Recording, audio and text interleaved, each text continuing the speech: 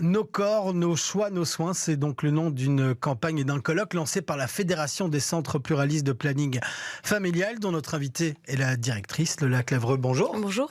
Alors l'objectif de cette campagne, c'est vous qui le dites, sensibiliser le grand public sur la question des violences gynécologiques et obstétricales qui touchent, selon une étude qui a été réalisée chez nous en 2021, une femme sur 5 en Belgique. Alors pour mettre un petit peu de cadre sur ce sujet qui est encore et parfois tabou, qu'est-ce qu'on entend concrètement par les termes violence gynécologique et obstétricale ? En fait, c'est toutes les violences physiques ou psychologiques qui vont être exercées sur les femmes pendant leur suivi gynécologique ou pendant la grossesse et l'accouchement. Donc, quand on parle des violences, par exemple des violences sexuelles, on a souvent l'habitude d'utiliser l'image d'un iceberg avec une pointe immergée où on a les violences gravissimes, le viol, le meurtre, etc., mais qui sont sous-tendues par toute une culture sexiste. Ici, c'est exactement pareil. Et donc, on va avoir des violences très visibles qui vont être par exemple, le poing du mari ou donc il faut peut-être que j'explique un peu comme une épisiotomie recousue trop serrée pour procurer plus de plaisir au partenaire de la patiente. Il va y avoir des agressions, avec des conséquences délétères, mais il y a aussi toute une culture qui sous-tend ces violences et qui va passer par des humiliations, des moqueries pendant la consultation, des refus d'utiliser telle ou telle contraception, etc., etc. Donc c'est assez vaste. Voilà, c'est assez vaste. Le débat a lieu à travers le monde. Le premier pays qui a légiféré, c'était le Venezuela. Si je ne me trompe pas, avec une définition dans la loi, c'est une appropriation du corps des femmes et de leur processus de reproduction par le personnel de santé. Est-ce que ça vous va, cette définition, encore aujourd'hui ? Oui, c'est une belle définition. Je ne savais pas qu'elle existait. Oui, c'est une bonne définition. Une appropriation. Et donc, on voit bien ici que la patiente ou la femme concernée est complètement dépossédée de son consentement, de ses choix. Donc, oui, c'est une bonne définition. Alors, il y a plusieurs pratiques médicales. Vous avez parlé de ce point du mari. Il y en a d'autres. L'expression abdominale. Vous savez nous expliquer un petit peu ce que c'est ? Ce sont des termes un petit peu oui, crus et qui évoquent directement de la souffrance. Voilà, ici, on est vraiment dans le champ de l'obstétrique. Donc, c'est ce qu'on appelle aussi la manœuvre de Christeller. C'est le fait d'appuyer très fort sur le ventre d'une femme qui accouche pour, soi-disant, faciliter l'accouchement. Mais c'est une pratique qui est complètement interdite. Malheureusement, il y a encore des témoignages qui sont ressortis, notamment dans l'étude que vous mentionnez, qui a été réalisée par la plateforme citoyenne pour une naissance respectée. Donc ça se produit encore malheureusement dans notre pays.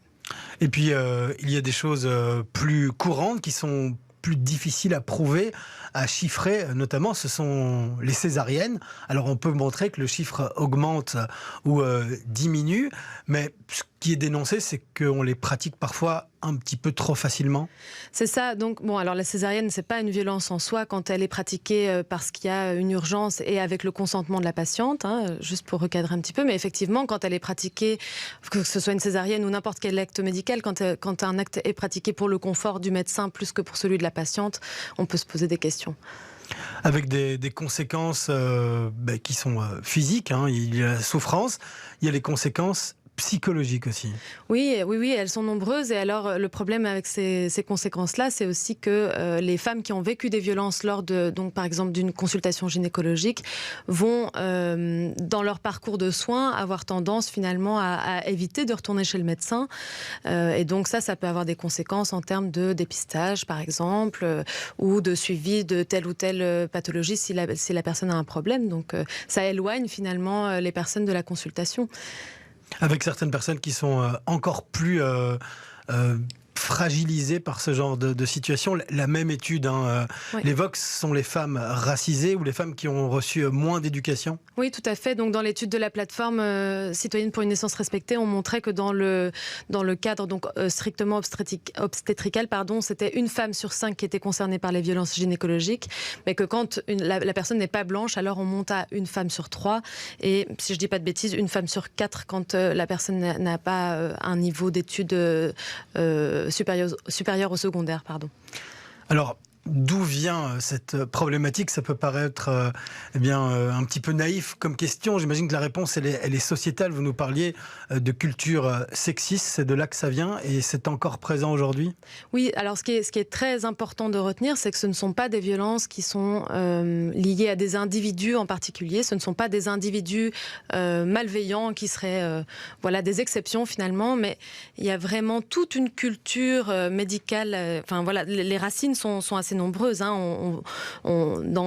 Par exemple, dans l'exposition qui accompagne l'événement, donc Nos corps, nos soins, nos choix, on montre bien comment dans la culture médicale, comment l'apprentissage de la médecine est imbibé finalement de sexisme et tend à déposséder les femmes de leur choix, leur corps. Voilà, d'où le titre de l'événement. Mais voilà, c'est ça. C'est aussi des cultures institutionnelles, des soignants et des soignantes qui sont complètement pressurisés dans des établissements de soins. Donc en fait, il y a des racines assez multiples et c'est ça qu'on va essayer d'explorer dans cet événement.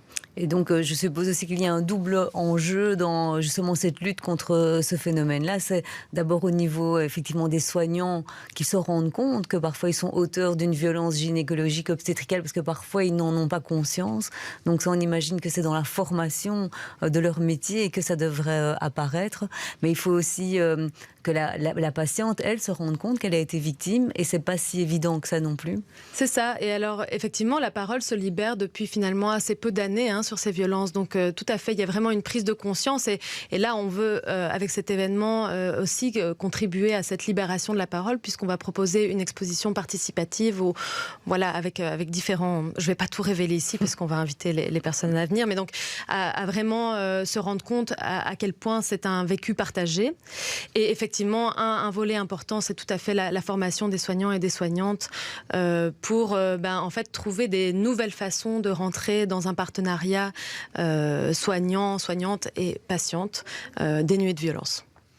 Et aujourd'hui, si quelqu'un se rend dans un des centres de planning familial avec ses inquiétudes, avec un passif, avec un statut de victime de violence gynécologique ou obstétricale, qu'est-ce qu'on leur dit ? Eh ben là, vous mettez exactement le doigt sur le nœud du problème, c'est qu'aujourd'hui, il n'existe pas de structure spécialisée dans l'accueil des victimes de violences gynécologiques et obstétricales.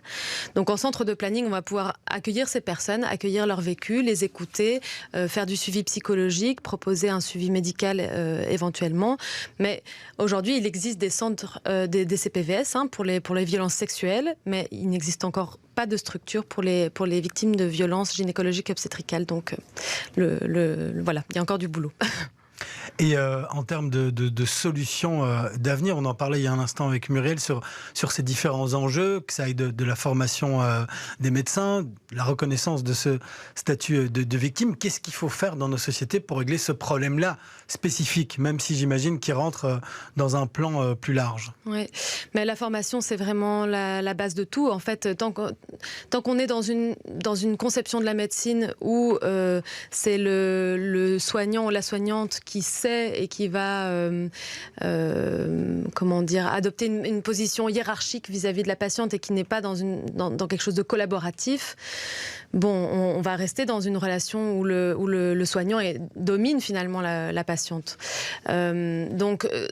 Envisager des nouvelles formes de pratiques et se mettre à l'écoute des personnes qu'on reçoit, c'est des choses pour lesquelles on doit s'outiller, se former. Ça c'est un premier pas. Après, évidemment, travailler à l'écoute et à l'accueil des victimes, c'en est un deuxième qui est très important. Et tout ça, ce sera l'ordre du jour des jours. D'ailleurs, le colloque se déroulera du 9 au 11 juin. C'est au centre Bruegel, avec notamment une pièce de théâtre, des sessions de débat. Et on peut s'inscrire et trouver les détails sur le site fcppf.be. C'est correct ? C'est tout à fait correct. Donc on a vraiment choisi d'entrer par différents biais dans cette thématique. Donc effectivement, on vous invite à aller voir la pièce Spéculum qui est donnée pour la première fois en Belgique, le samedi et le dimanche soir. Mais donc il y aura aussi une projection du film Annie Colère, qui parle de la lutte pour le droit à l'avortement. Et puis des ateliers pour les professionnels, le grand public et puis encore plein d'autres surprises. Merci beaucoup Lola Clavreul d'être venue nous expliquer tout ça en studio. Je rappelle que vous êtes la directrice de la Fédération des centres pluralistes de planning familial. Merci beaucoup. Merci.